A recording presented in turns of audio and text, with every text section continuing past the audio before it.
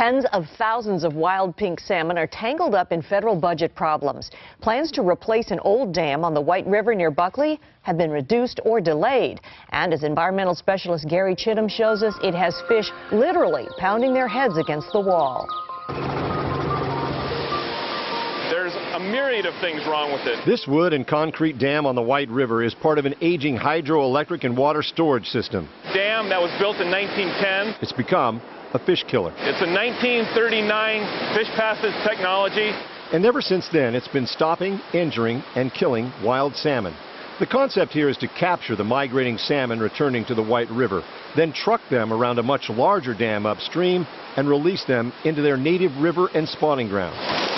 But there's no way to capture them all. Over the next 4 weeks, we expect to lose between 100 and 200,000 wild salmon at this location. The salmon's unrelenting drive to make it back to the systems of their birth is, in this case, their worst enemy. Again and again, they rush the dam.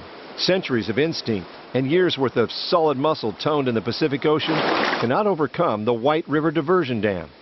The U.S. Army Corps of Engineers that operates this dam had a plan to build new capture equipment to help transport more of the salmon. We learned that the fish passage component to the new facility was being dropped. There was simply not enough funding. We know we can help 20% of the fish that are here from dying, and we can't get that done. The tribes say even if they did put in new catching facilities here, they still have a problem with this dam.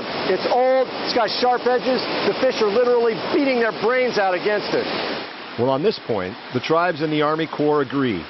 There is funding for a new dam that could be built here in the next 5 to 10 years.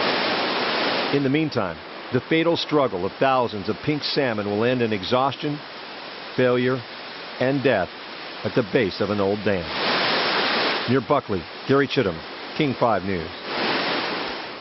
Pink salmon return to the White River every other year. Hundreds of thousands are expected to overwhelm the capture and trucking facilities at the diversion dam this year.